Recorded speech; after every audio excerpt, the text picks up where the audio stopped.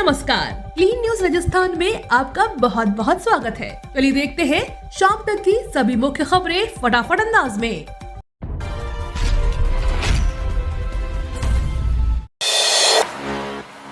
सरकारी कर्मचारियों को बड़ी राहत, जीपीएफ पर सरकार का बड़ा फैसला, पेंशन में मिलेगा लाभ। नई पेंशन स्कीम को खत्म कर एक बार फिर पुरानी पेंशन स्कीम लागू करने के बाद राजस्थान की अशोक गहलोत सरकार ने एक और बड़ा फैसला लिया है।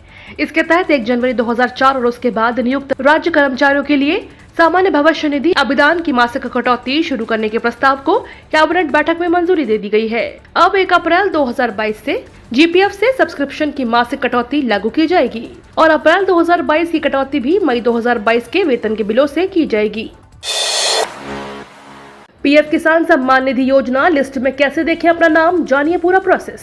केंद्र सरकार द्वारा शुरू की गई इस योजना में जिसका नाम होगा उसे केंद्र सरकार की ओर से हर साल 6,000 रुपए मिलेंगे। साल भर में ये रुपए 2-2 रुपए की 3 किश्तों में मिलेंगे।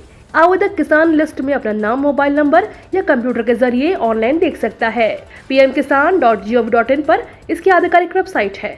अब इनमें सरकार ने यह भी अपडेट किया है कि किसान को अपना क्रेडिट कार्ड बनाना होगा। जिस बैंक में उसका खाता होगा उसी बैंक में जाकर किसान क्रेडिट कार्ड के लिए आवेदन करना होगा।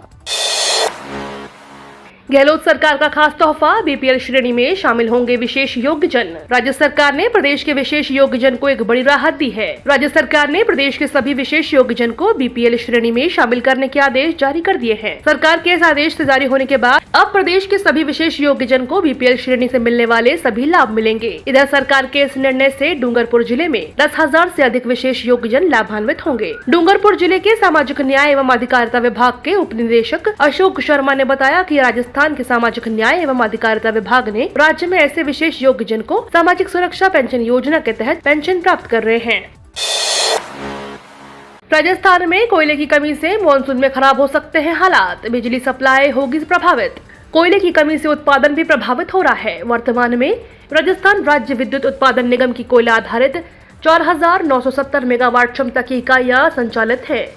प्रदेश के थर्मल पावर स्टेशन की विद्युत उत्पादन क्षमता 10,110 मेगावाट है। इनमें से 2,610 मेगावाट की 6 यूनिट तकनीकी कारणों और मेंटेनेंस के चलते भी बंद है। राजस्थान में कोयले की सप्लाई का संकट होने के कारण भी बिजली प्रोडक्शन पर नेगेटिव असर पड़ रहा है। प्रदेश में coal based power plants unit की कुल कैपेसिटी 7,580 मेगावाट है। इनसे बिजली प्रोडक्शन के लिए रोजाना 27 रैक कोयले की सप्लाई जरूरी है। पूरा कोयला नहीं मिल पाने के कारण फुल कैपेसिटी पर प्रोडक्शन नहीं हो पा रहा है। वर्तमान में 20 रैक प्रतिदिन पहुंच रही है।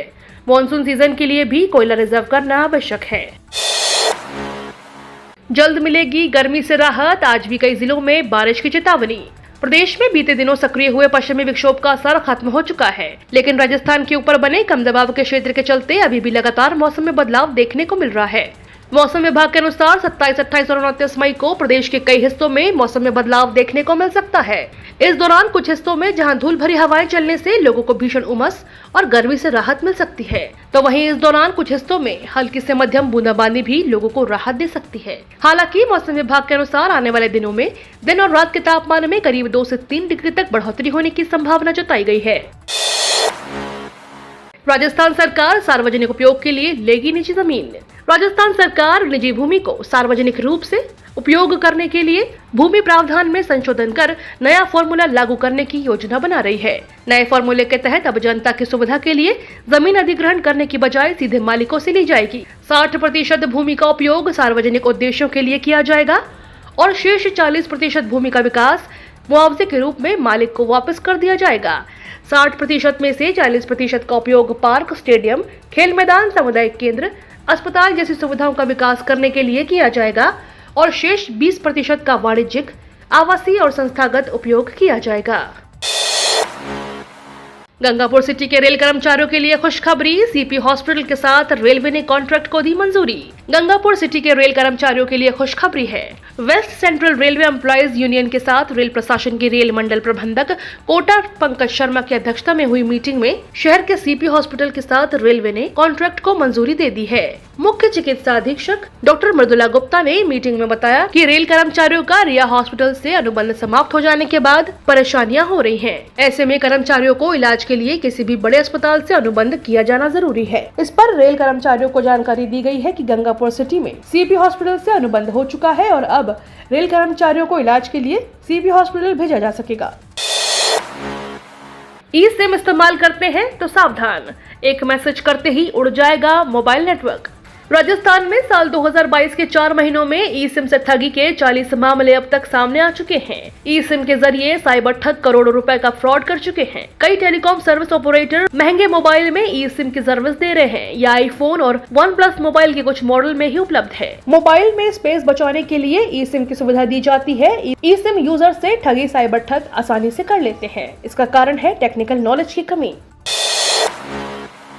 बीएसएफ में निकली बम्पर वैकेंसी, 10वीं पास कैंडिडेट्स कर सकेंगे अप्लाई। बीएसएफ में नौकरी कर देश की सेवा करने का सुनहरा मौका है। बीएसएफ ने ग्रुप बी और सी में 281 पदों पर वैकेंसी निकाली है, जिसमें एसआई मास्टर, एसआई इंजन चालक, एसआई कार्यशाला, एचसी मास्टर, एचसी इंजन के 281 पदों पर भर्ती की जाएगी। इसके लिए 10वीं पास कैंडिडेट 15 जून तक बीएसएफ की ऑफिशियल वेबसाइट rectt.bsf.gov.in पर जाकर अप्लाई कर सकते हैं। कैंडिडेट का selection written test, physical test और मेडिकल टेस्ट के आधार पर किया जाएगा।